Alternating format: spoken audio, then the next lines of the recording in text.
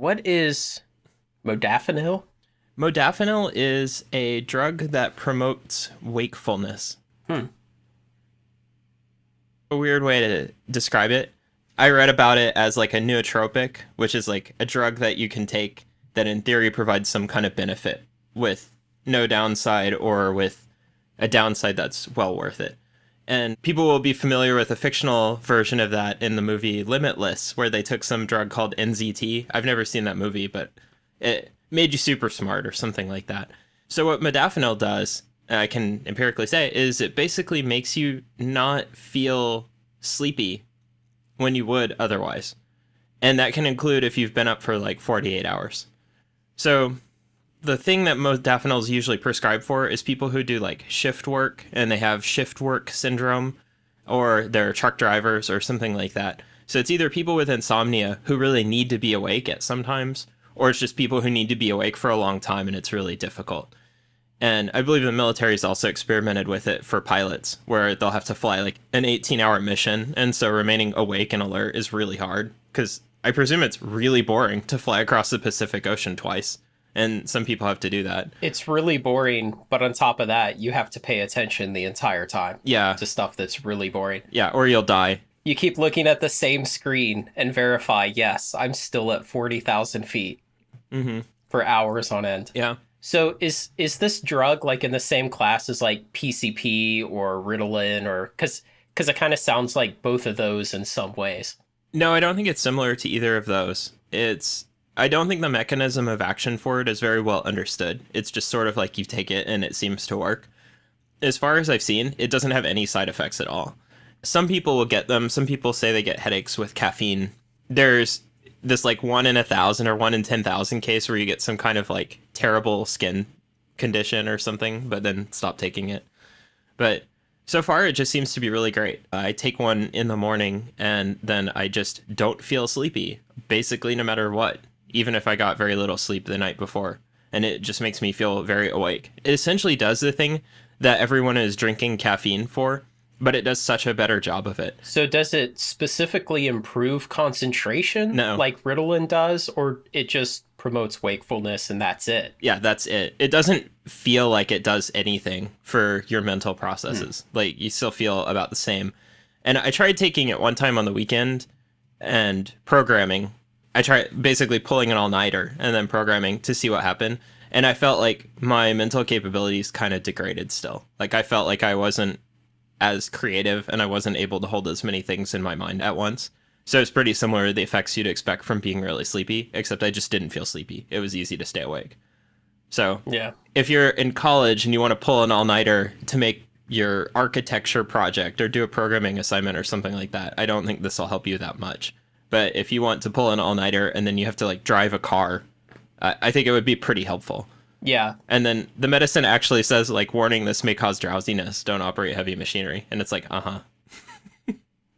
It has the opposite effect. It's meant for operating heavy machinery. So as long as after the long period of being awake, you choose a task that's not very mentally taxing, you'll still be okay. Yeah. So do you think that companies should put this into an aerosol form and then spread it in their cube farms? Casinos. That's a good idea too. I don't know. I guess you could. I don't know if you can inhale this drug and have it work, but probably. You should pound some into powder and find out. People would walk in and be like, hey, what's this mist floating around? And why does it sting my eyes? I feel really awake now. See if you can snort it and absorb it through your mucous membranes. I don't know how dangerous that is to do with a random drug. It's pretty dangerous because your mucous membranes will absorb much faster than something taken through the stomach. And so the dose that gets into your system immediately will be much higher. And I think that's the reason why people do it with cocaine, is because they get a super fast, very high high. I guess you could probably eat cocaine. I don't know. It seems like you could eat cocaine and you would eventually get high, but it would come on much slower and maybe not be as intense. I think eating cocaine was originally how people took it. Mm-hmm. When it was first invented, I don't think snorting a powder had occurred to that many people. Yeah. But is it okay to like snort an aspirin or a Tylenol or something like that? You should probably ask a reliable medical professional like Google. Now I kind of wonder. It's sort of an interesting question. Can you snort alcohol and get drunk? Or is it just awful? Yeah, you can. There were those guys a few years ago who built a machine that would vaporize alcohol, and then you would just inhale the vapor. And so then it would absorb through your lungs, and you could get very drunk very fast. Was it stingy? I bet it was. And a bunch of people had this big moral panic because they were like, oh man, the law only says you can't drink alcohol under 21, but you can legally inhale it. And so I don't know if any state legislatures actually did anything about that, but there were a bunch of like editorials written about how dangerous this was going to be, and all these teenagers were going to die because you could get really drunk really fast and get alcohol poisoning really quick. Yeah, okay. It could be very dangerous if you weren't being careful, which I guess teenagers are not known for. So, but then the whole thing just kind of went away and I never heard about it again. I don't know what happened.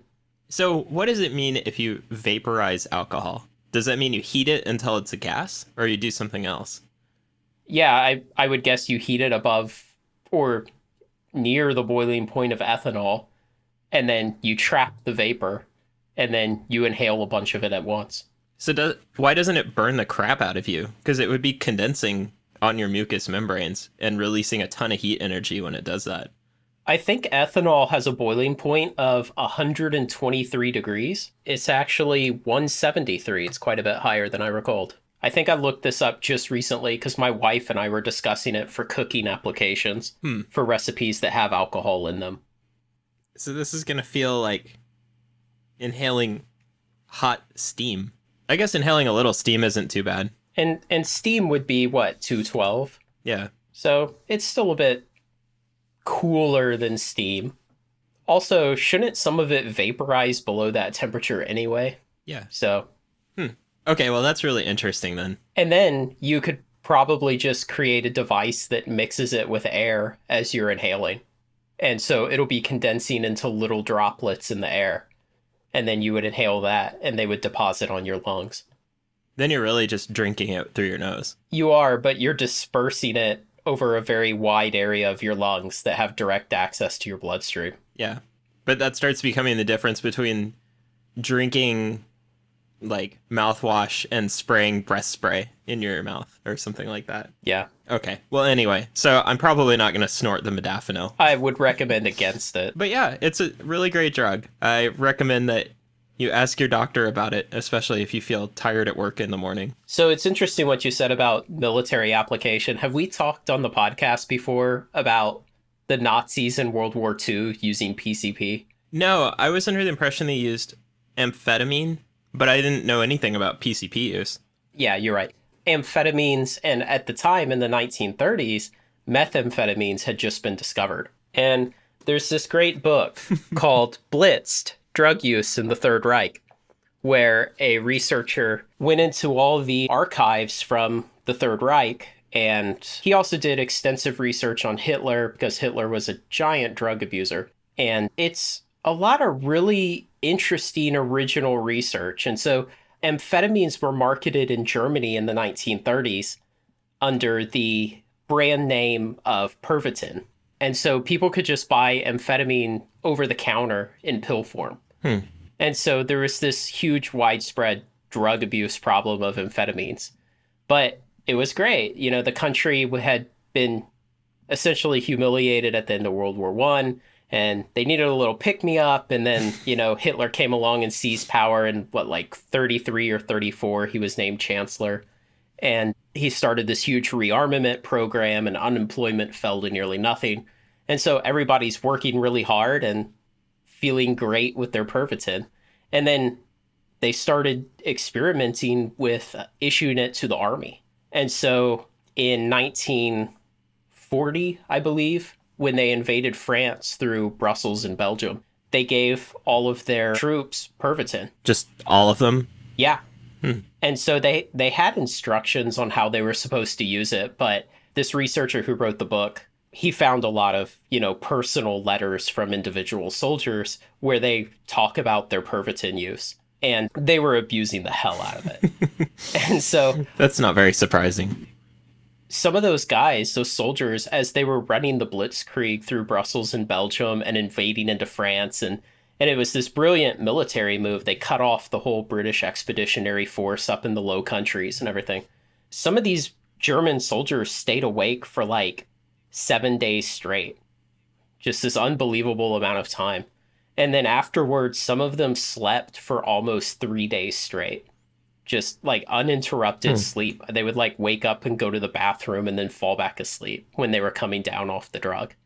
And then that continued way into the war. But there was a huge amount of amphetamine abuse in the German army throughout World War II. And it's a very interesting subject because for years, most researchers have ignored it and ignored the effects specifically that drug abuse had on Hitler's behavior through World War II. But this guy's research explains a lot of historical events in ways that have kind of baffled people for a long time. Like, why did Hitler suddenly start making such terrible decisions in 1942? And then, if you go and research his personal doctor's diary of what drugs Hitler was being given every day and how his state was changing, it makes a lot of sense. Hmm. And so it's really interesting original research to be coming out in the 2010s about World War II. So if your modafinil ever stops working, there's always amphetamines. So, was it harmful for them to take that much amphetamine? Yes, because you could essentially stay up way past the point when your body needs you to go to sleep to recover. So, was the German army seeing like fatalities from this or anything? Yeah, they did see some of their higher ranking officers, who would tend to be the older men in the Blitzkrieg. A bunch of them died. They would just have heart attacks because they would stay up for like 5 or 6 days straight with all the stress of a constantly moving military formation and everything going on. And then they would have a heart attack. Well, that's pretty bad. Yeah, it did have a lot of bad side effects. And then they made formulations of it in like chewing gum to give to guys in airplanes and in submarines and things. I guess I don't know that much about it, but when I think of the Germans in vehicles in World War II, I don't think of them as doing a bunch of things that sort of indicate that the men inside weren't mentally fit, like running ships aground and sinking submarines and crashing trucks into stuff, which you think would be happening if everyone's minds are messed up from taking too much amphetamine. So I think a lot of that could be glossed over by the fact that they had such a sweeping military victory. You wouldn't notice, oh, yeah, I bet like 50 tanks were run off of bridges into rivers and the whole crew's drowned. Who would record that? Like, they swept aside the entire French army and the British Expeditionary Force in a matter of like 2 weeks. So history's not going to remember like the jackasses who got way overdone on amphetamines and wrecked a tank Yeah, okay. or ran over the entire infantry squad that was like walking next to the tank for cover. So how did this guy support his case in the book? Well, he had a lot of research from German archives. Okay. Well, that's pretty interesting. He had diaries from Hitler's personal doctor who was prescribing him all kinds of crazy stuff. It's a really good book. I'd recommend it. It's very well written too, even though the author is not an English speaker as his first language. It's a very well written book and very, very easy to read, and it's very interesting, especially if you already know quite a bit about the history of World War II, because it really does explain some things that have always kind of baffled people, like why did the Germans stop at Dunkirk and not wipe out the British Expeditionary Force? And his theory is it's because all the troops had been taking Pervitin for so many days in a row that they just couldn't go on anymore. But then why would they stop precisely there? The infantry had basically started to go off on its own for many days. Hitler would try to issue orders, and the infantry would have already moved way beyond where he thought they were and where they had last reported their location to be. And so they essentially started refusing orders, in that the orders were obsolete when they got them. And so Mm. Hitler felt like control of the military was slipping from his grasp.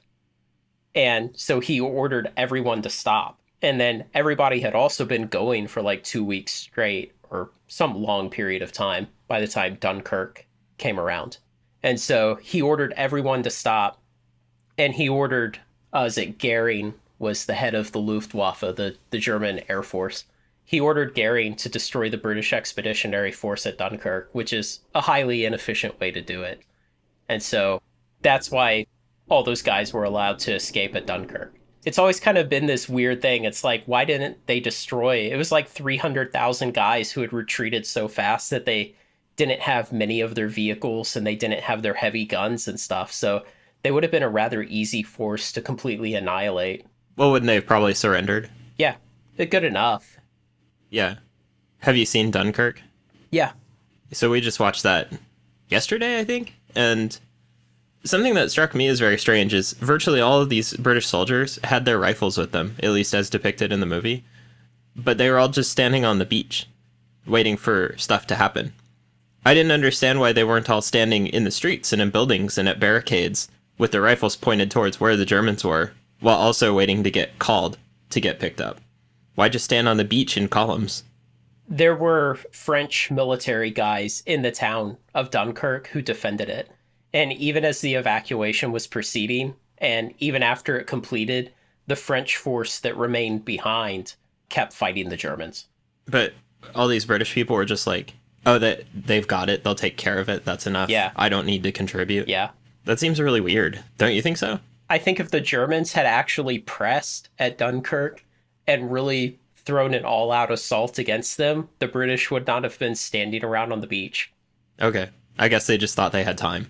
And then it proved to be Yeah. correct. But it was something like 20 or 30,000 French soldiers stayed to defend while everyone was evacuating and eventually surrendered. You mean the French surrendered? Yes. Oh, okay. I guess they didn't have a path to victory there. Well, that makes me wonder about drug use in the Korean War and the Vietnam War and the Iraq wars, and also drug use from other sides. Mm-hmm. I bet it would be a really interesting topic, but I think it's going to be very hard to research because I don't think a lot of militaries have done it on an institutional basis the way that the Wehrmacht did in World War II. Yeah, probably not. That was sort of a golden age of drugs, where they were like, all of these drugs are like amazing miracles of science, and we might as well take them. What could go wrong? Well, if you don't give them to Hitler, maybe not too much. Does that sufficiently cover modafinil? Mm. Do you have any other drugs you think everybody should take? Yeah, metformin increasingly looks like a drug that probably everyone should take. It just appears to increase longevity slightly. So it sounds really boring, but it seems like it doesn't really produce a lot of side effects, and in general, people who take it just live a little bit longer. And so this might start falling into the range of maybe this drug is just a beneficial prophylactic drug to take. And I think we'll start seeing more of that in the future, where there's just so many drugs and some of them have such mild side effects. Yeah. A lot of people are already familiar with the advice of like, oh, just take an aspirin every day for people who have different heart things.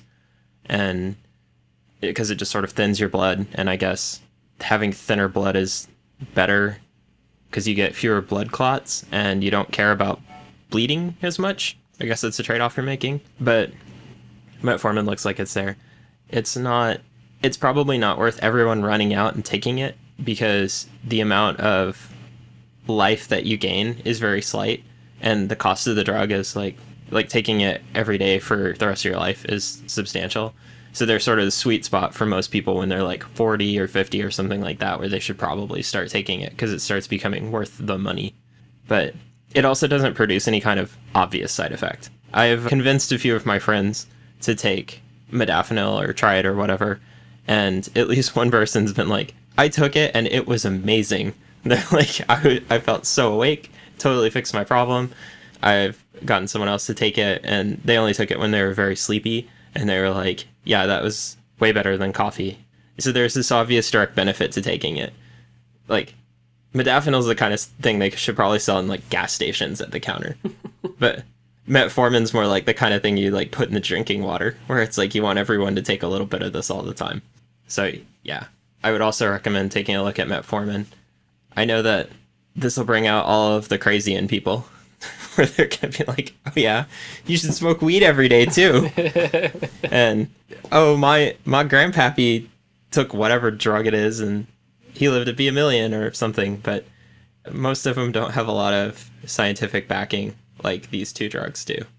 So I recommend if you're going to leave a bunch of drug comments on YouTube or something, just don't. Advice on what drugs we should be long. Yeah, I'm short all the other drugs. But yeah, I'd say that's about all I have to say about modafinil and the other drugs. Okay, so there's another topic that I've written down here that I wanted to talk about.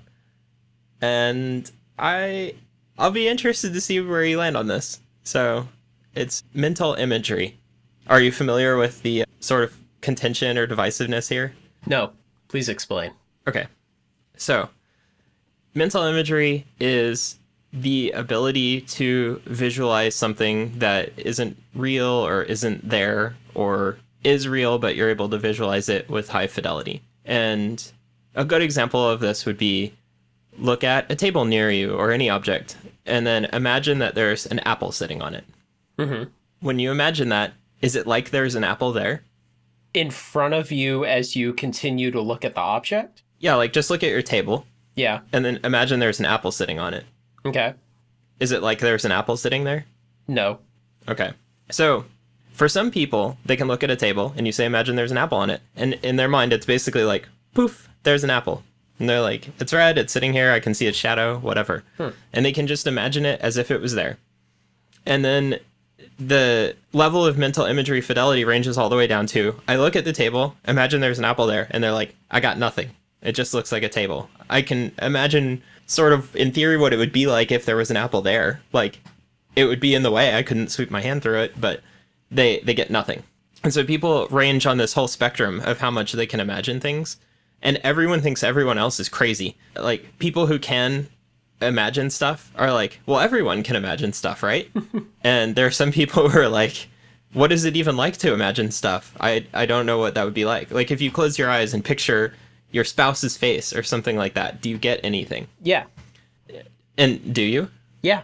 Okay. Yeah, I can see it. So I get nothing. I'm in the group of people who have, I think it's aphantasia. And I didn't realize that for a long time. People would be like, oh, try and picture something. And so I'd be like, okay. And they'd be like, what color are their eyes? And I'd be like, I don't know, I guess blue or whatever. But I'm kind of just making it up. If I close my eyes and try to imagine something, there's just nothing. It's just like black. I can describe attributes of something, but like, so could a blind person. Like, you could tell a blind person all the components of a face and then say, please describe face to me. And they could tell you the components back. But like, if I close my eyes, I might as well be blind. I can't imagine anything. And I didn't realize that other people could close their eyes and then just imagine physical objects, and it was like they were appearing in front of them. Or another thing in popular culture is someone will, like, a guy will meet some girl that he really likes, and then later he'll, like, imagine that the girl is, like, smiling at him or something when she's not even present. And I always just thought that was sort of a, like, movie visual device. But apparently some people can just do that. They can imagine it, and it's like it happened. But yeah, I'm in that group of people who just has no mental imagery whatsoever. And people who have it think that's bizarro, and then they're like, how do you live? how do you imagine anything? And my wife has a modest amount of mental imagery, and so like one of the ways this would manifest is we'd go look at houses to buy, and then she would be like, okay, so there's the living room, and then there's this bedroom that comes off of it over here, and a bedroom that comes off of it over here, and then there'd be the stairs here. And then she'd be like, so then when I walked up the stairs, like, guess what I saw? And I'd be like, I don't know. Because in her mind, she can describe this and build up this whole model of what the house looks like. And she can, like, as she describes rooms, they're adding on to this visual model. And I guess she's using some visual working memory to store it. But I just have nothing. And so then after a while, she would ask me to solve some kind of problem related to the layout of this abstract structure. And I was just like, I have no idea where anything is. Like, why are you describing all these rooms to me and trying to make me remember this? Like, I can't do it. And I'd be like, draw a floor plan. And we didn't really realize what the problem was until we read some stuff about mental imagery. And I was like, other people don't have mental imagery. That's too bad for them, haha. And then they'd be like, okay, so one of the tests you can do is imagine an apple sitting on the table in front of you. What does it look like? And I was like, I can't imagine an apple sitting on the table in front of me. And then I realized, I guess I'm one of those people who has no mental imagery. So it sucks. So when you say imagine it sitting on the table, I mean, how real should it look? I mean, Well, depending on where you sort of are on the spectrum, you might see like sort of an outline of an apple. Like I know what its shape would be. Some people will see it as if it's there, okay, I understand. and some people see nothing. So I don't see anything as if it's there, but I can imagine in my mind what the apple would look like sitting on this table in front of me. Yeah, I basically cannot. So, are there any other interesting characteristics that seem to correlate with where you fall on the spectrum? There's some other tests like imagine a person's face and then try and list qualities about it. Some people can do things like you say imagine a horse, and then if you ask questions about it, they can imagine one part of the horse at a time. Like, oh, I can imagine what its leg would look like, or I can imagine what its face would look like. But they can't really visualize the entire complete animal all at once doing something. And I would say I'm sort of in that category. I can answer questions about imaginary objects, but I don't see them. It's not like they're there in any way. Okay. I guess what I meant more was it would be interesting if you could come up with a very good test to judge where people are on the spectrum, and then also judge other types of cognitive capabilities of that person and try to find correlations and see if there's some other thing like this, like synesthesia or something, that may go along with this. Okay. I don't think synesthesia goes along with it, but Yeah, I know, but I'm just using that as an example. okay. So here's the test. You can go search for ephant.asia. How cute. Have I got ephantasia? Oh, The following questions are answered on a scale shown below. No image at all, vague and dim, moderately clear, reasonably clear, as vivid as real life. So that tells you a lot. The fact that the scale goes to as vivid as real life. It sounds like you don't have that level of mental imagery. no. I guess some people do, which probably explains something like certain writers have written about stuff like that, and certain artists have drawn stuff where it's like, I bet they had it as vivid as real life. Yeah, that's where I'm imagining people who are very good at like portrait painting. I would imagine they can see that in their mind very well. Yeah, And then just transfer it to a canvas. maybe so. So here's a couple of sample questions from it. Conjure up an image of a friend or relative who you frequently see. How clearly can you see the contours of their face, head, shoulders, and body? Yeah, so, I can imagine it all right. And especially if I think about just one particular part at a time. I basically can't remember what anyone's face looks like while I'm not looking at them. Which I guess other people can. You're weird. I'm weird, but it's not weird enough that it made a difference. Someone had to develop some kind of test. Yeah, like people would say that in movies. They'd be like, it's been so long, I can't even remember what their face looks like. And then I would think, like, what's my mom's face look like?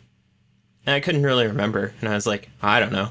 Maybe that's just, my memory fades really fast. Maybe they're, I don't know, exaggerating or something. I didn't have a good explanation for it, but it looks like the answer is I just could never imagine it. That's pretty interesting. It's weird. It's funny that it took so long for people to figure out that this was a thing. Yeah. I think, oh, that's right. I think it actually came up because someone got some amount of brain damage due to something. I can't remember what it was. And then they said they couldn't imagine stuff anymore. And some people were like, oh my gosh, what must that be like to not be able to imagine things? And then other people were like, I don't know what you're talking about. Like, he's describing the way that I just am. And then people started realizing there was this difference. So the other topic I wanted to talk about that was related to weird mental stuff is when people read, you'll be familiar with this one. Some people read like books or newspapers or whatever, and they imagine that there is a voice reading the words, or the voice is them and they're reading the words to themselves, or there's like some kind of narrative voice. And when they read, they can basically only read at the speed of talking. Like as they're reading over the words, it's like some talking is going on and they're translating the words into talking and then they're consuming them through talking. And other people can just read words and just like absorb them. It doesn't go through auditory processing.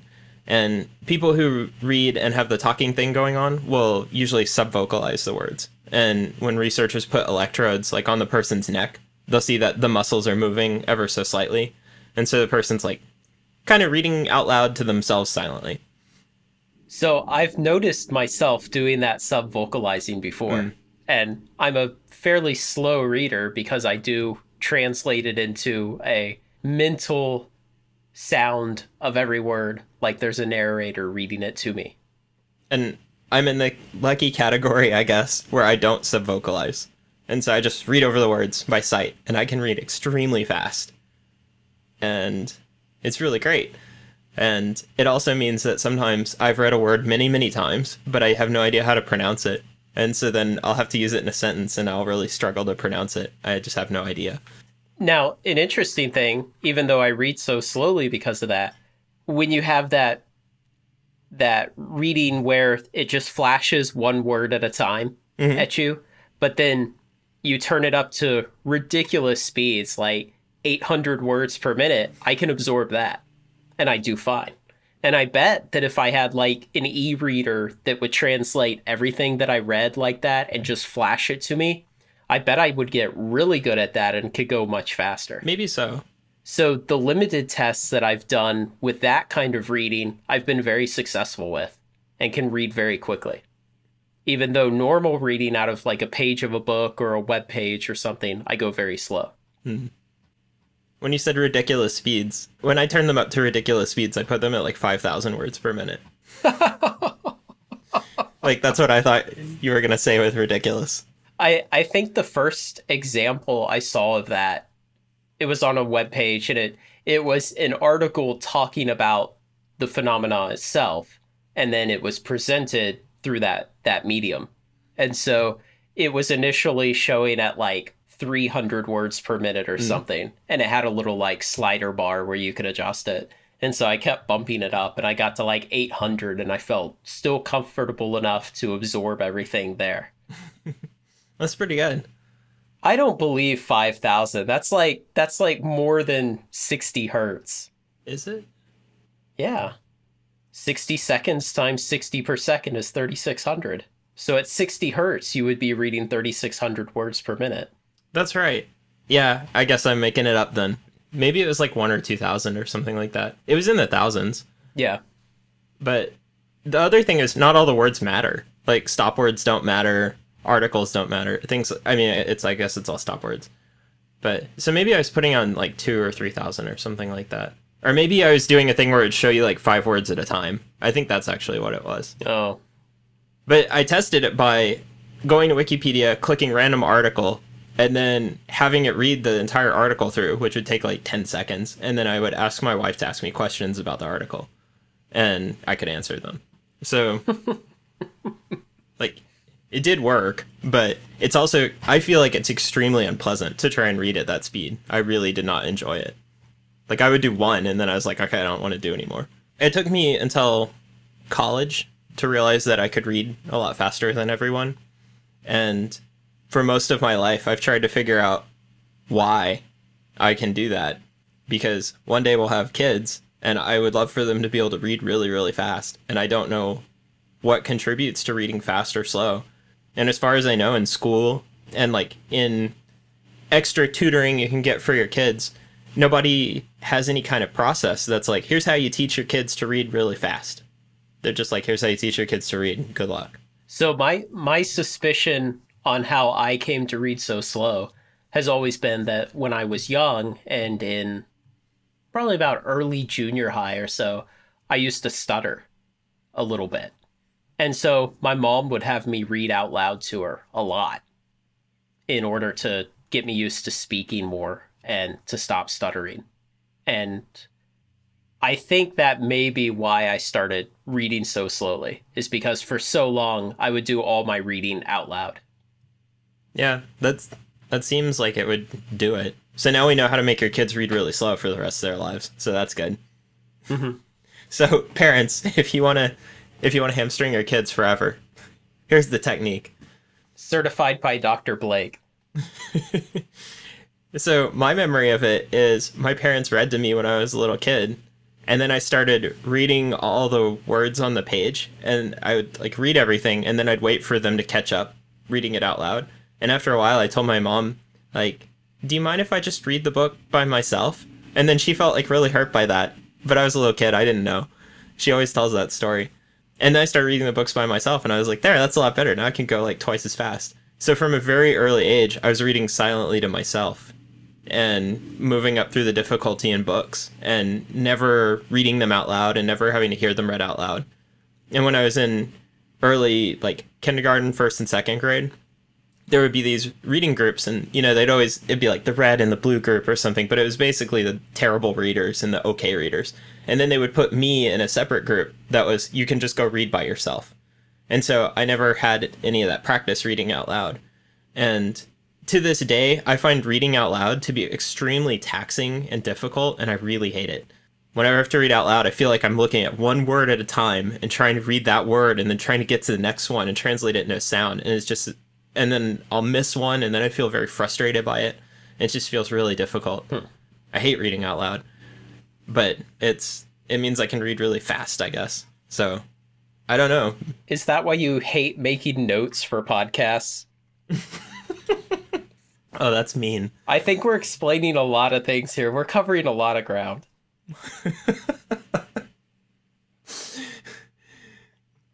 Maybe so. And why I don't feel particularly bothered by it. Oh, you mean making notes that you know you're going to have to read out loud later? Yeah, and I don't really read them verbatim. I'll kind of scan them as I'm talking. Yeah, I feel like I have to switch gears back and forth, and it feels pretty uncomfortable. I don't know what else I could do, though. Have an earpiece and feed my notes to myself from the past. So, next we have emoji or prediction markets. It's dealer's choice. What do you want to hear about? I feel like prediction market should get its own episode. Oh, really? And I'm curious what you have to say about emoji. So I listened to another podcast, Hello Internet, and it has CGP Grey and Brady Heron. You probably know CGP Grey from some of the YouTube videos that he's posted.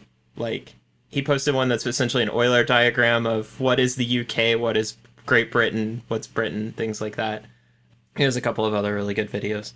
And Brady Heron, you might know through Numberphile or periodic videos. He's a very prolific YouTube author. And something that they talk about in their podcast a lot is emoji, which is, it's cool and all, except I find it very frustrating when they're looking at an emoji trying to describe it. And it's like, you're just in the wrong medium, guys. Like, don't talk about what this cow emoji looks like. No one can see it if they're listening to the podcast. But one of the things that seems to constantly sort of stymie them is they don't understand why Google and Microsoft and Apple and Facebook and Twitter and Samsung and a couple of other companies all have their own implementations of emoji. The way emoji is defined is there's essentially these characters in the Unicode character set. There's like A, B, C, and there's alpha, beta, gamma, and there's Chinese characters, and then there's also characters that are like full moon with face, person smiling, things like that. And they're just defined by this short text description. And then it's up to someone who implements a font or whatever to decide what that actually looks like. So that doesn't explain why they all look different. It just explains why they can. Like, there's a spec and it says this should be a person with their arm upraised. And so they could all just copy each other. There could have been one person who implemented this, and then everyone else just said, yeah, great, okay, we're just going to copy it, and then we don't have to do any work.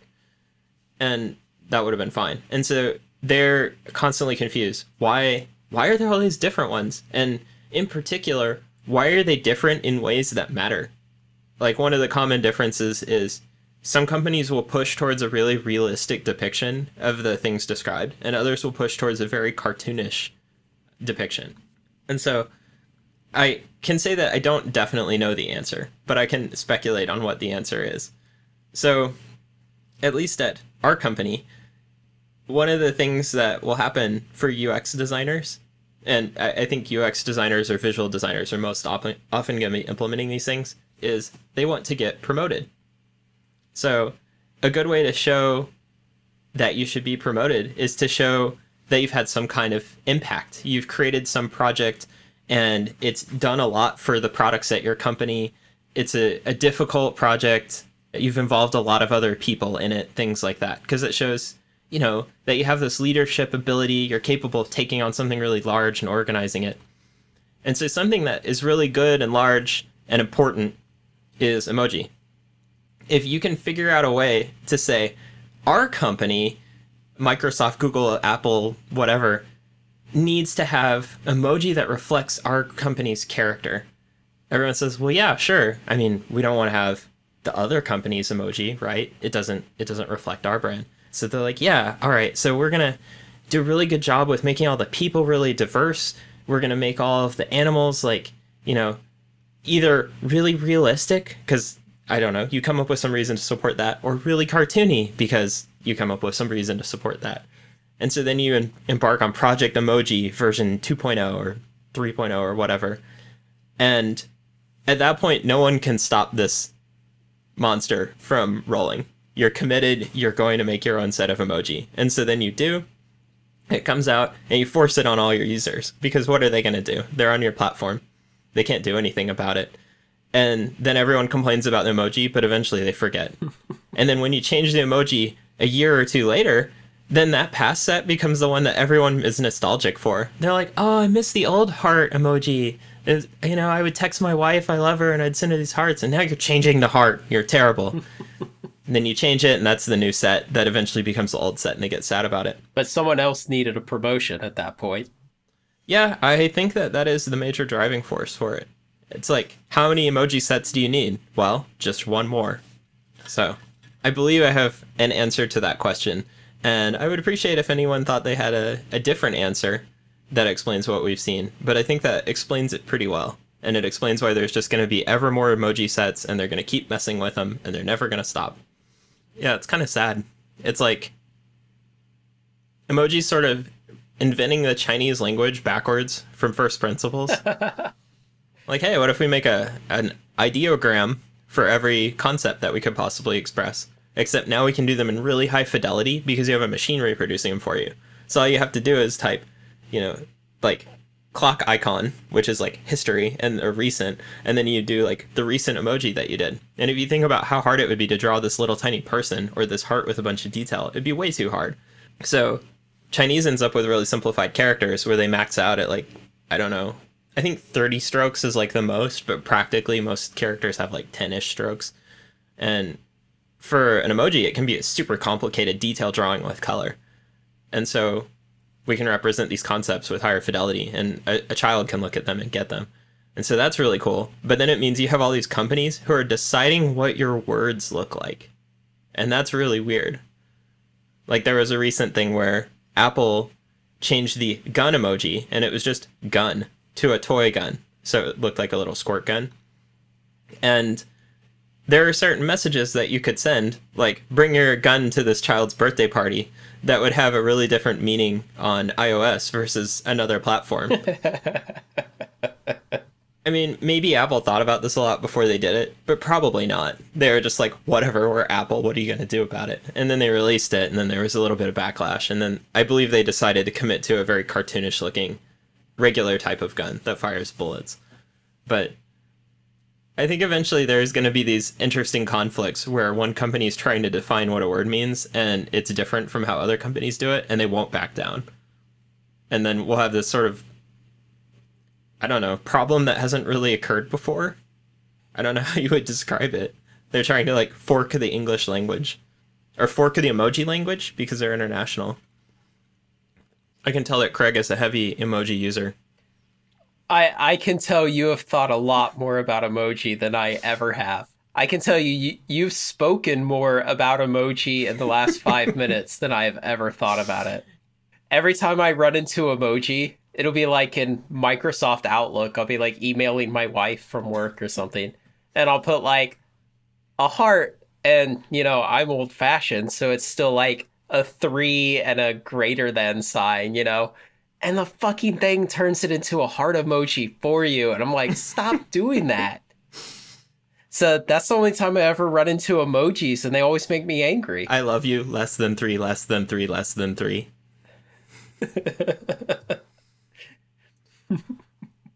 Yeah, I think emoji is really interesting. We're essentially watching the birth of a new language, and it's a international standard.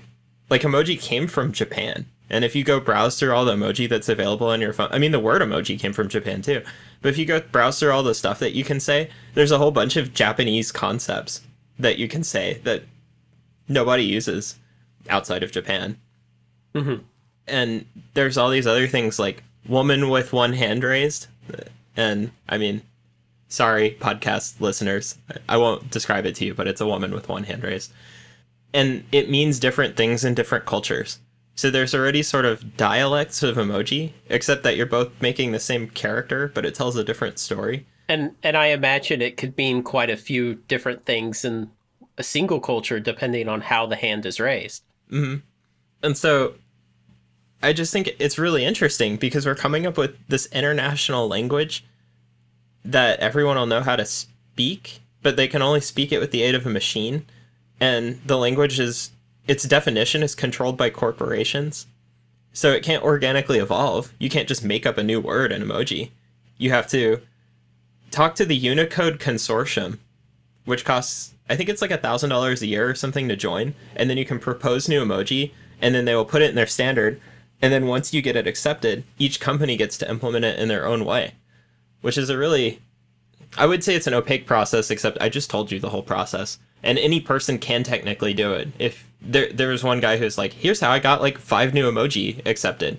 And because like one of the emoji that didn't exist for a long time, but I believe now it does, is a coin. There was just no way to say coin. You could say like bills, but there was no way to say money in the form of a coin. And I think that was one of the things that he wanted to do. And so they're like, sure, now there's a coin. And then everyone gets to make it look like whatever they want. Is it a coin with a hole in it? Is it a penny? Is it a quarter? Is it a euro? It could be anything. But it's really weird. I think if somebody from say 1900 had thought for a really long time about what future languages could arise, they still not would not have envisioned this because it just required such a confluence of technology and sort of some technological historical accidents. Like the fact that emoji came from Japan. I don't think anyone would have guessed that. So I think it's super interesting. There's this whole like linguistics thing going on there. So, should we join the Unicode Consortium and then try to intentionally submit emojis that are ambiguous and will be misinterpreted and are likely to be interpreted in vastly different ways? Why? Because I'm just thinking about woman raising her hand. And like the first thing I imagine is like the way you raised your hand in the video, which is like palm up, like you're holding an invisible tray. And then like immediately I imagined a woman raising her hand like stop. And even then it could be like stop, or it could be like oh my god stop, just depending on how the hand is sitting away from the body. Or she could be raising her hand like she's waving hello, but I'm sure that's its own different emoji. Well, there are different definitions of it. There's like palm up, palm forward. Like, there's a lot of different types. I mean, essentially, the Unicode Consortium is going through and creating an emoji for every type of pose that your body could be in that could convey any type of meaning to anyone. Eventually, it's going to be everything, right? Yeah. It's going to be like guy with one leg up and both arms outstretched and one arm is pointing or something like that. I'll be like, you never know.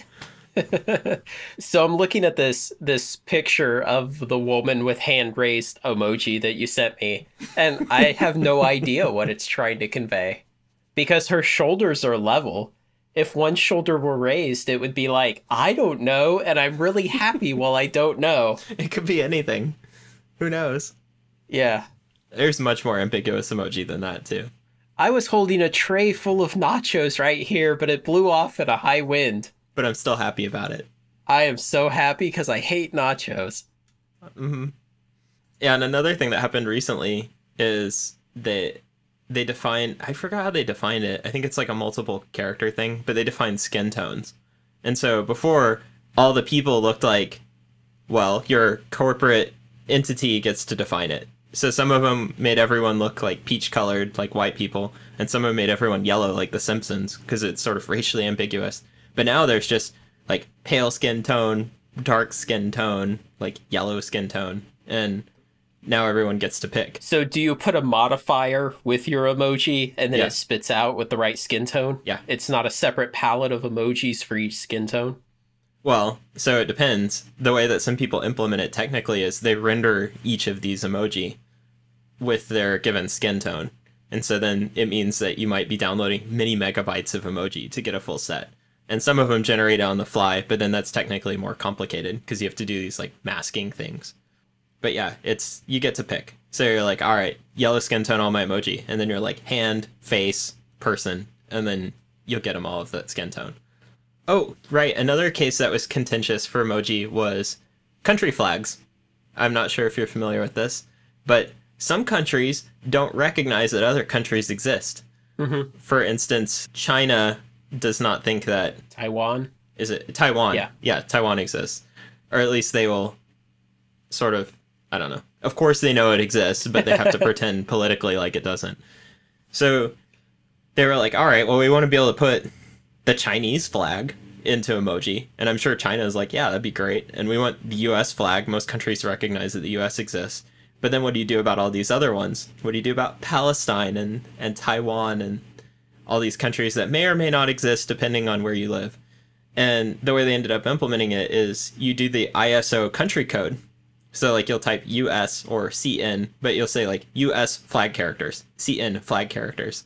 And then if your device supports it, it will render a flag for it. But if your device is in, say, the political sphere of the Chinese mainland and you have a TW flag, it'll just be like, it's TW. I don't know what that is. It definitely doesn't have a flag associated with it. No, sir. And that's the emoji that you'll get. So that was a very neat way for the Unicode consortium to work around that. I was like, good job being clever, guys. But then it shows how much what you can say with emoji is controlled by all of these other parties, and you don't really get a say in it, which is a very unusual thing for language. Mm-hmm. It's sort of like a variant of 1984's Newspeak, where they're like, you can't say bad, you just say ungood. And someone could tell you that, and you'd be like, well, I'm just going to keep saying bad anyway, and you would. But in this case, they're like, you can't say Taiwan flag, and you can't. Okay, so that's about all I was super ready for. Yeah, I would have never guessed you had so much to say about emoji. It's so interesting to me. I don't think it's interesting in terms of being a bunch of little pictures. I don't use very much emoji. I think it's like a little dumb, but it's not going to be dumb in the future. It's probably not dumb now to a lot of people. I guess another thing I'd like to talk about is, why do we have all these conspiracy theorists in the YouTube comments for our show? Yeah, where did that come from? I think it's people searching for Tesla bankrupt or something like that. So there's a guy who has the little, like, Illuminati pyramid eyeball thing as his icon. But his name is, like, close to Marty, and I have a very good friend named Marty who I've recommended the podcast to. Ratty.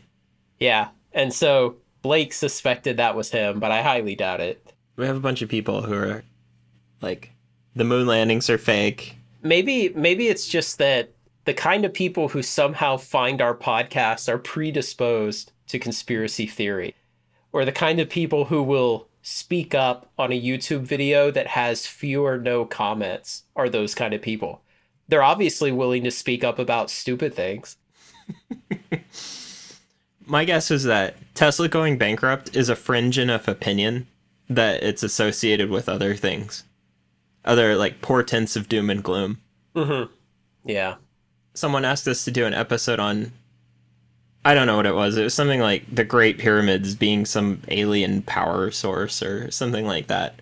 Which, sorry, guy, we're not going to ever do an episode about that. Man, you didn't tell me that. Was that someone you worked with ask that? No. Because if they are, your company should fire them immediately. The company should fire itself for ever allowing them to get through the interview process. So, I should say, actually, it would be fine if someone working at my company or any company believed this, because it doesn't affect your ability to do your job, unless your job is something like doing analysis on the Great Pyramids or on alien power sources. In which case, you should probably have a better understanding of the topic. But if your job is, to build rockets or something, who really cares? You could be a guy working at SpaceX and you're like, I don't actually know what order the planets are in, and I'm not even sure that there really are planets. And it doesn't really matter, you can still build a rocket. But I yeah, I don't get it. Anyways, conspiracy theorists, leave your comments below and tell us why. Why are you all here? I would love to know. Mm. Maybe someone in one of our families who we've recommended the podcast to is themselves a big conspiracy theorist and then passed along the recommendation on a conspiracy theorist forum. That sounds pretty far-fetched. Yeah. That sounds like sort of a big conspiracy. Oh, I do hope you're long gold and oil, though. I believe Bitcoin just crossed the point where one Bitcoin is now worth more than a pound of gold. Oof. Let's see, about 1,200 times 16? Yeah. Yeah, it's pretty close. It's gone up a lot since our Bitcoin episode. Yes. So it seems like it might be better to be long Bitcoin, unless you don't trust it. It's gonna go to zero. It's a Ponzi scheme. Tulips. It's a scam. Yeah, it's a bubble. It's a tulip bubble. It's Beanie Babies. So is there anything else you wanted to cover? Okay, there's one other topic then. AGW. Okay. So you know what that is? Anthropogenic global warming? Yeah. I don't know how to say that word. Yeah. I was thinking anthropomorphic, and I was like, no, it doesn't have arms and legs. That's when Japanese people make a cute mascot out of global warming. Aw. Yeah, with big eyes. So this is actually something that I've had a lot of discussions with coworkers about, because I live in just about the most liberal place in the country, and global warming is still a politically divisive issue.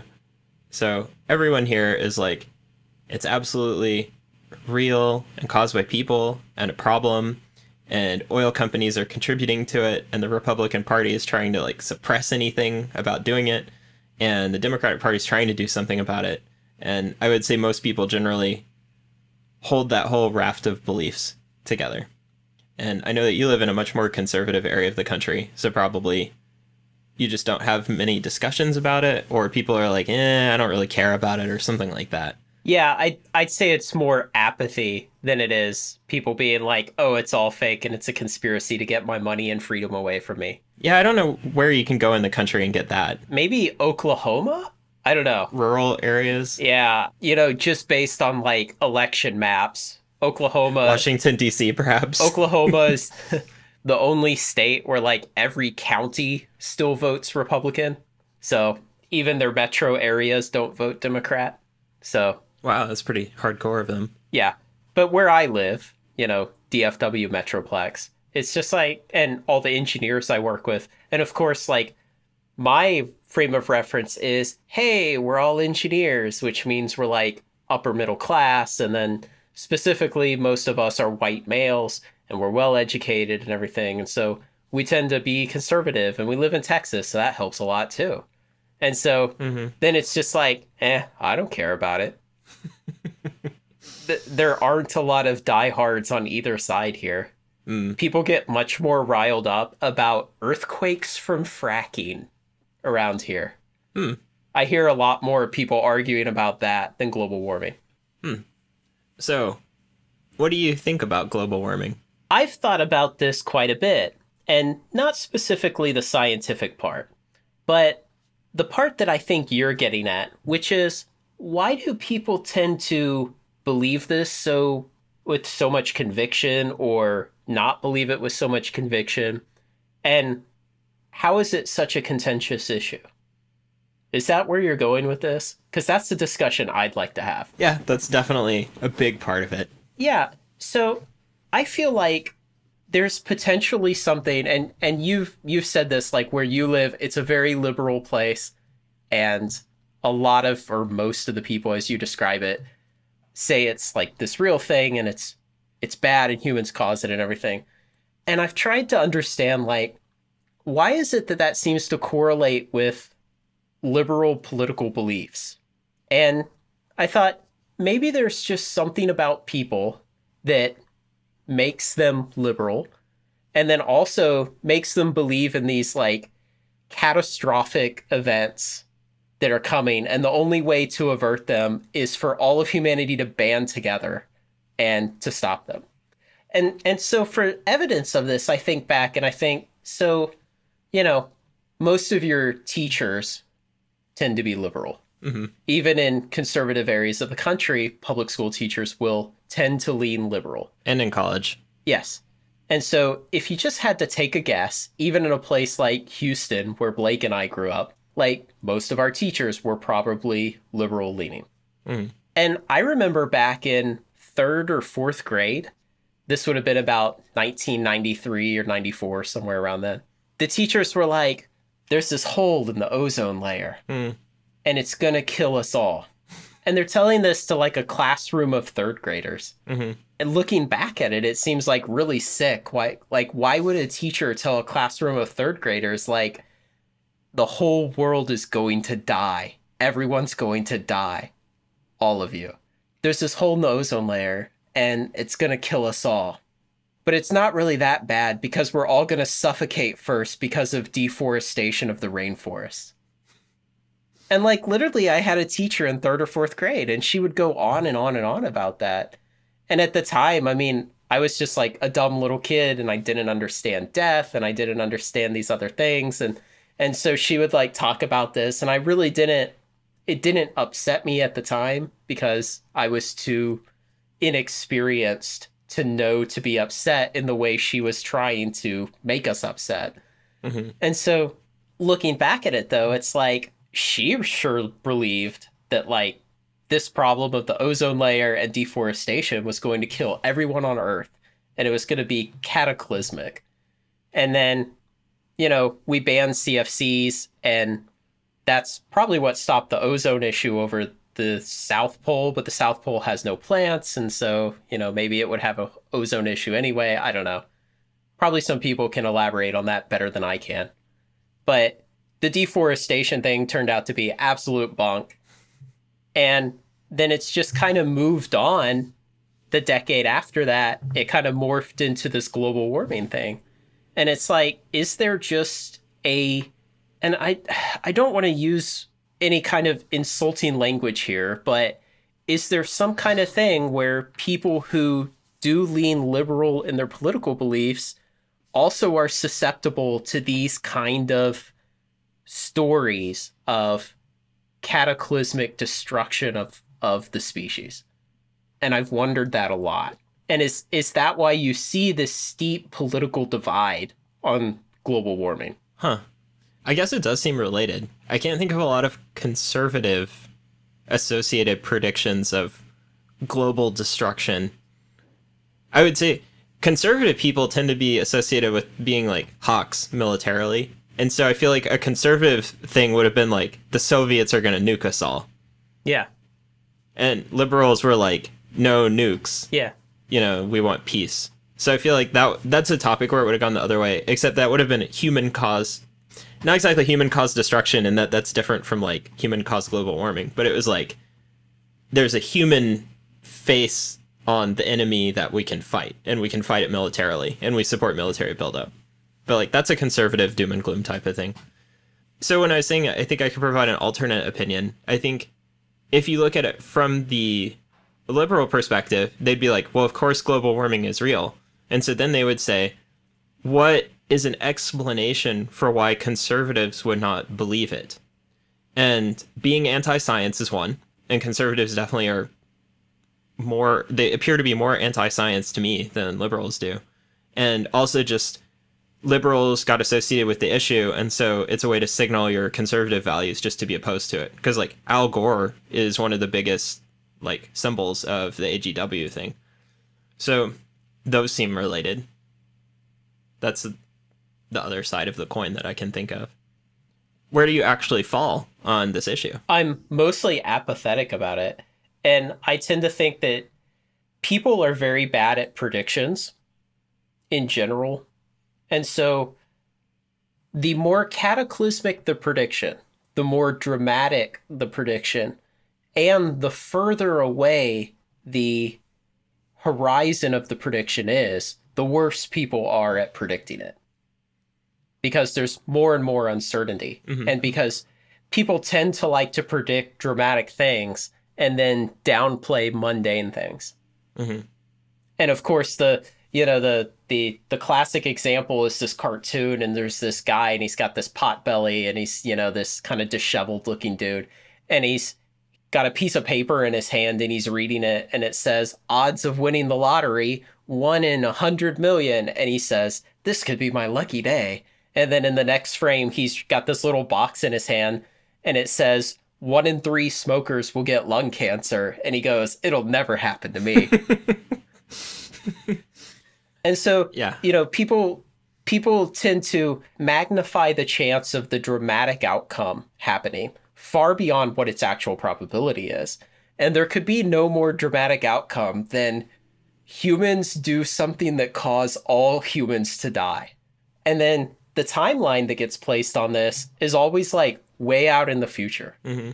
It's always like, the UN says that by 2020, there will be 50 million climate refugees, and that was their prediction in like 2002, mm-hmm. And so the timeline is always like, push it way out there.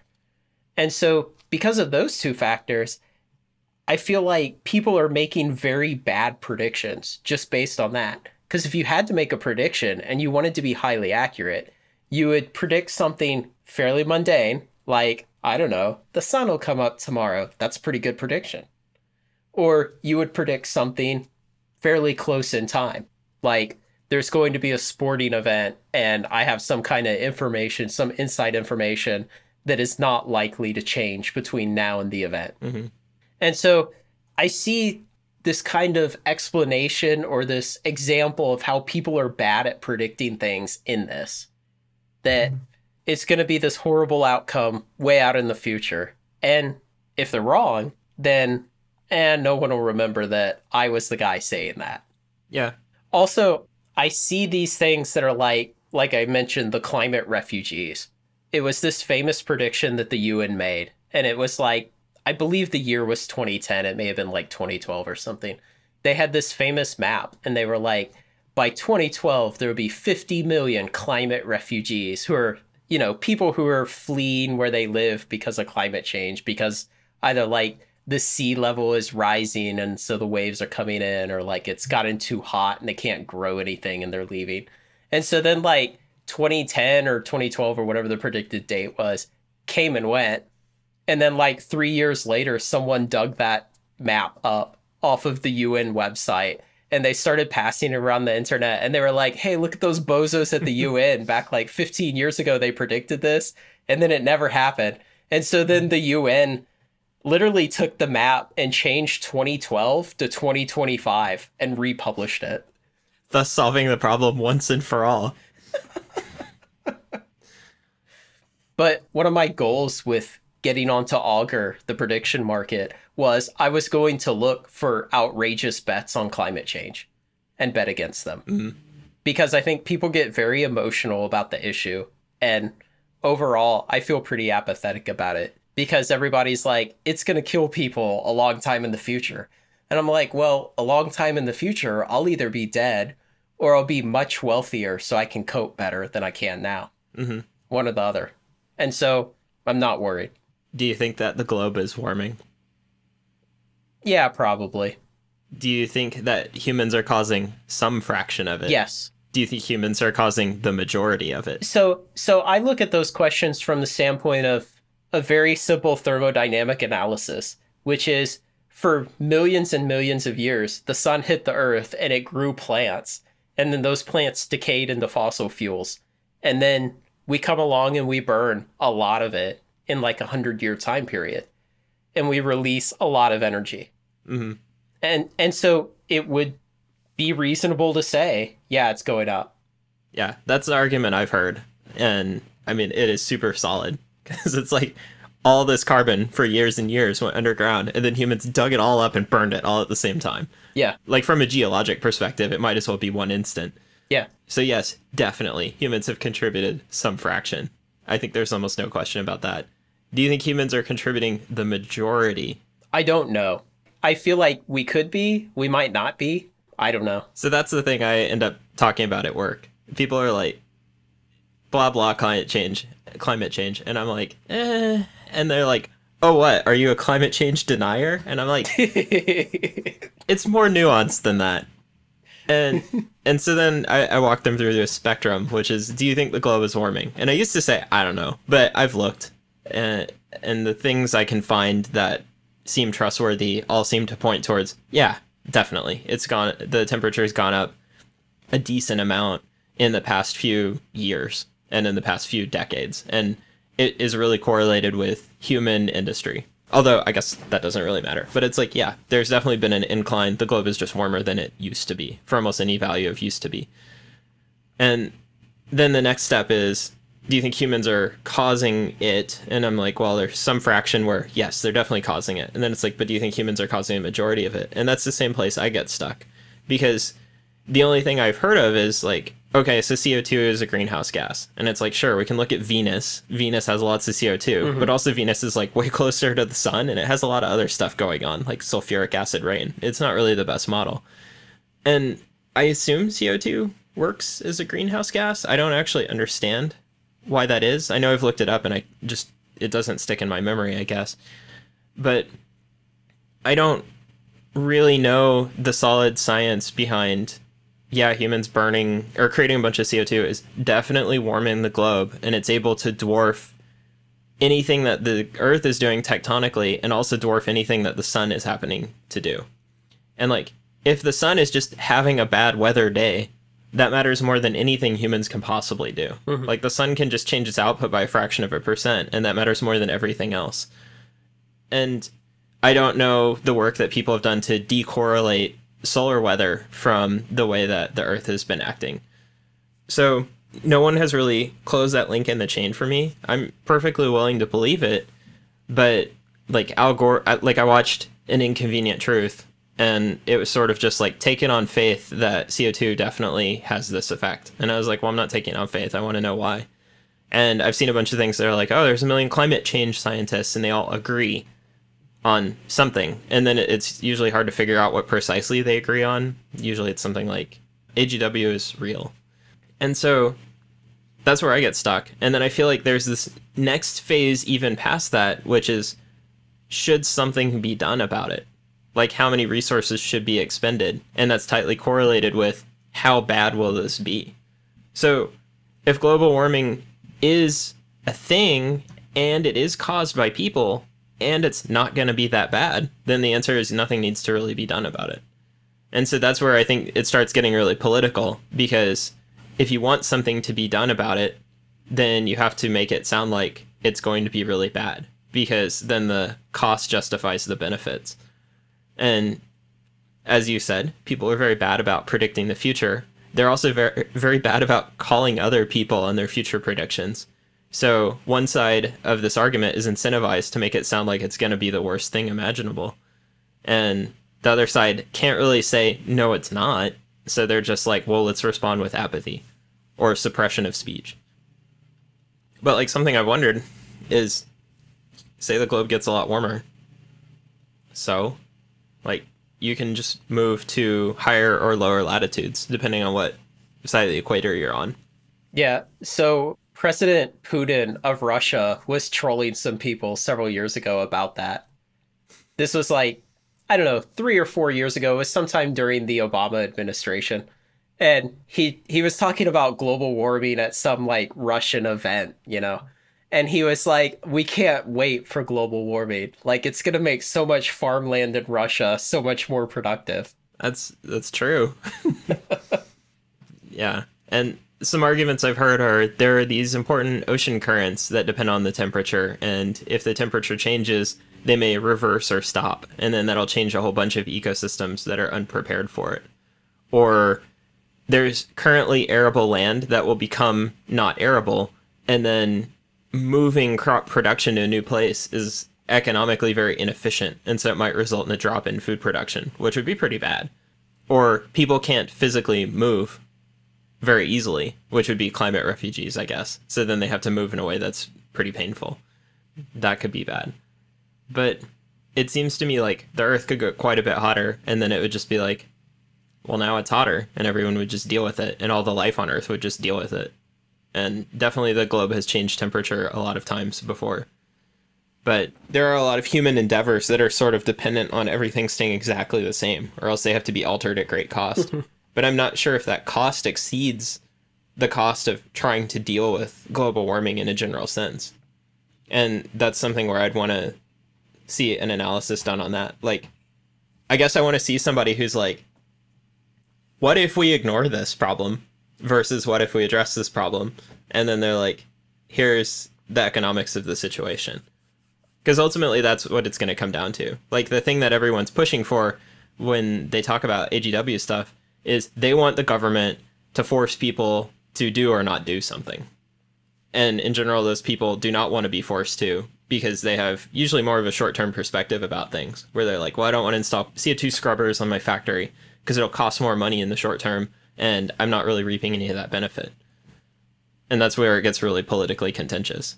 So I'd like to talk about the fracking earthquake issue, because Oh, yes. I think maybe you can see some insight that may inform the way you think about this, about AGW. So in the North Texas area, we've started having these earthquakes just kind of all of a sudden in the last like 5 or 6 years or something, where there was not much geologic activity before. So there's no big like fault lines running through North Texas and Oklahoma or anything. There's no history of earthquakes, but we've started to have them, and it's correlated very strongly with fracking wells, which is a process where you drill a well and you case it, and then you pump fracking liquid, or they have some special name for it. You pump this liquid down the well and you pressurize the liquid, and then that cracks the rock, and then because the rock becomes cracked, it can now release all of this hydrocarbon gas that's in the rock. And then the gas will come up the well and you can collect it. And so just since I've lived in this house here in the DFW Metroplex, we've had 2 earthquakes that I could feel. So one of them was just in the evening. I was sitting on the couch and it sounded like the house was rattling the way it sometimes does when we have really high straight line winds, but it kept going and the wind wasn't blowing. And then I realized it was an earthquake. The whole house was rattling a little bit. And then another time, basically the same thing happened. I was asleep and it woke me up because the headboard was rattling against the wall at a kind of high frequency. And so people will kind of line up on this issue the same way they line up on AGW. And so people who are more liberal minded will say, you go and you frack these wells and it breaks up the rock, and then like you're injecting this liquid down the well and that's lubricating the rock too. And so then it can slip and it creates these earthquakes. And then people who tend to be more conservative will be like, oh, that's preposterous. There's no way humans could cause earthquakes. There's so much energy involved and stuff like this. So there was an interesting thing that happened, I believe in February of this year. It was the Oroville Dam in California nearly overflowed. Or actually, the dam did fail because the spillway at the top overflowed. And it's designed that the spillway at the top should never overflow, but it did. So, California had this drought for several years, and then they had all these rains this last spring, and this dam had some mechanical failures also. And all of it contributed to a major washout of the spillway at the dam, and then they had to close the spill gate, and the water kept flowing in, and the dam overflowed the top. So something really interesting happened at the same time. The USGS noted that there were all of these little earthquakes under the dam. And so if you look at an approximation of the surface area of the reservoir behind the dam, and then you multiply that by the depth that the water rose over the course of like 2 weeks or so, it rose like a couple 100 feet behind the dam. And then you'll have a volume of water, and then you multiply that by a density, and you'll have a mass of water. and it comes to some ungodly amount. It's like 30 billion pounds of water or something like that. It's very heavy. You could not lift it. Probably not. You'd have to lift a little at a time. It's like 30 billion pounds of water suddenly flows onto this reservoir in the course of like 2 weeks. And there were a bunch of little earthquakes because of it, because the rock was compressing underneath. And it makes perfect sense. I mean, you're loading up this rock with this unbelievably large weight. And so it's not outside of imagination that humans can do things to cause earthquakes. Mm-hmm. And similarly, if you take rock and you drill down to it and you inject a bunch of fluids and you crack the rock up, and I'm not really certain to what degree the rock gets broken or anything. It's enough to release gas. I don't know beyond that. But you put these fluids down there that, yeah, I could imagine that they can lubricate the rock, and then you've cracked it up, you've structurally changed it, and now it could settle. That makes perfect sense. Mm-hmm. And so you come to this interesting phenomenon. So the two sides, as they line up on this issue, begin to talk past each other. And what happens is one side says, "You're creating these earthquakes." And the other side says, "The earthquakes don't matter." And they're both correct. They're both right. Because you look at these earthquakes that are resulting, and they're like threes and fours, and occasionally like a 5 on the Richter scale. But the Richter scale is a really bad scale for measuring these earthquakes, because the Richter scale measures an earthquake at its epicenter. And so in the case of these fracking wells, you're talking about thousands of feet down below the surface. So if a couple thousand feet down, you have a 4.0 earthquake, how that actually manifests at the surface is much different. It's much less of an effect at the surface. And so what you should really be reporting these earthquakes as is maybe what is the magnitude at the surface directly above the epicenter. And then we would have a better idea of how damaging these earthquakes are. Mm. But one side is absolutely correct. We're causing these earthquakes by fracking. And the other side is still absolutely correct that, yeah, it doesn't matter. I mean, nobody in the DFW area ever talks about, "Oh, my house fell over in the earthquake," or "My kid was killed when something fell on him." Like my worst experience was I was woken up one time, Mm-hmm. And that's the problem I see in the discussion of this is both sides are correct in their argument, but neither side is identifying that they're not really having the same argument with the other person. Yeah. And also fundamentally, this is going to turn into a cost benefit trade off. And so then when you start saying, well, what is the cost? It's that your house gets wiggled a little bit once in a while. And also the benefit from fracking is way cheaper oil.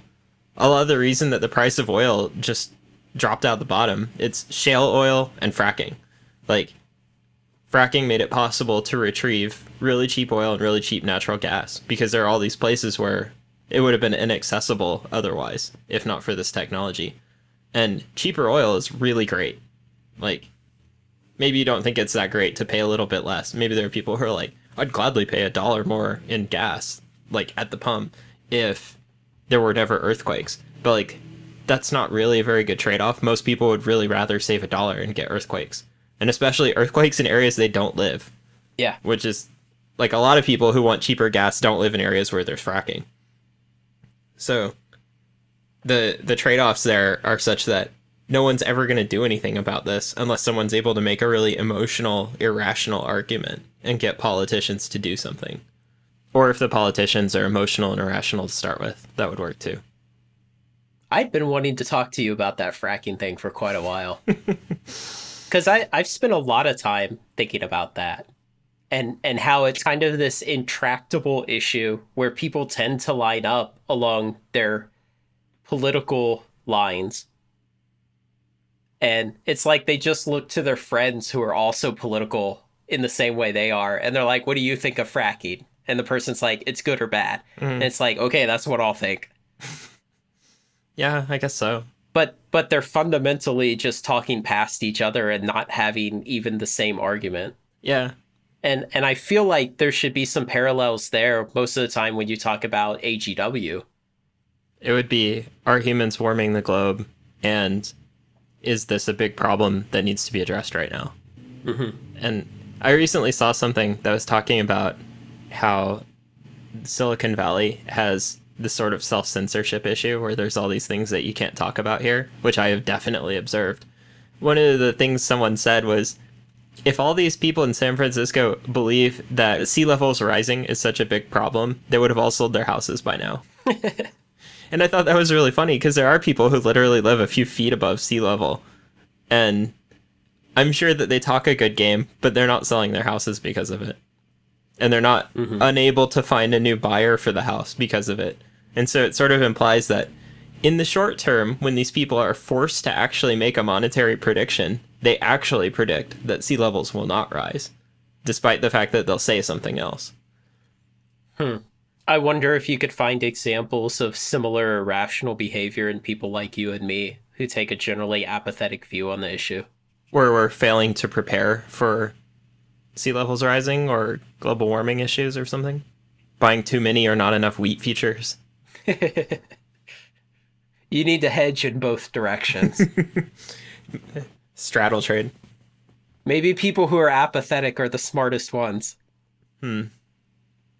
How would we detect this bias in ourselves? That's always difficult. That's true. It's funny you mentioned selling your house because of sea level rise. Because my dream for Augur had always been to start a bet about the population of Key West, Florida, which is a place that's always renowned for being under threat of sea level rise. And so I wanted to start a prediction of, will the population of Key West, Florida in the 2020 census be greater or less than the 2010 census? And I felt like that was a good one because it would force people to make a prediction far in the future, which people are bad at. Mm-hmm. And then also something dramatic, like a city full of really nice luxury homes starts getting swept out to sea. Mm-hmm. Maybe you can get one of the existing betting platforms to take your bet. But then I did some research on it, and it was like, yeah, the sea level at Key West is not rising, but the population is actually going down because people just keep buying extra lots next to their house and demolishing the house on it just to make their lots bigger. So the people are like organically reducing the number of houses in Key West by themselves, unrelated to climate change. Could you make a bet about the median home price? Man, that would be hard to do because you could have another housing crash that just derails it. Yeah. Maybe you could bet about the summation of 10 or 20 coastal cities. Mm-hmm. Yeah, it'd give you a little more insulation against the real estate market itself. Mm-hmm. You could also bet on coastal cities that are in other countries. Mm-hmm. I just always felt like that would be an issue where people would price their prediction very badly. Probably so. Although my suspicion is also that there's a lot of people who profess a really strong belief about these things, but will not bet on them if asked. Yeah, and I found that a lot.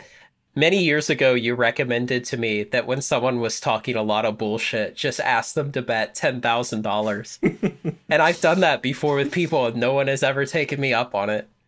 It's also kind of rude, but it is really funny. Yeah. Yeah.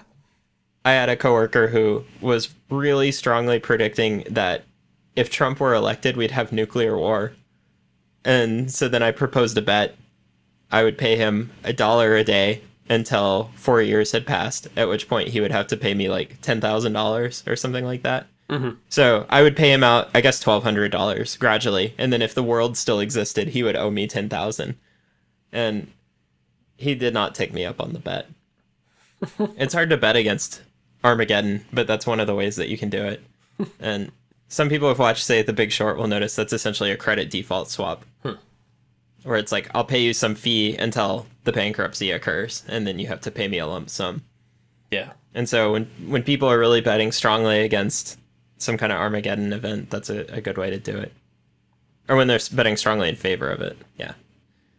People have stopped talking about nuclear war as much as a result of Donald Trump. They talk about it as a result of North Korea, but nobody will bet me on that one either. Oh, okay. I misunderstood what you meant there for a second. Mm. Because I was like, people are still talking about nuclear war all the time. Yeah, before they were just like, Trump is just gonna randomly nuke countries out of spite because they insulted his hair or something. But now the people are not acting like Trump is going to first strike people. At least I'm not hearing as much conversation about that. I do kind of wish people would bet with me. We can make lots of small bets and then sort of gradually get more accurate about predicting the future. So I guess in our next episode, we'll talk about prediction markets, which we've danced around this entire episode. Wow. Dimitri won't be able to stand the build up. We can call this episode The Tease. All right. You're done.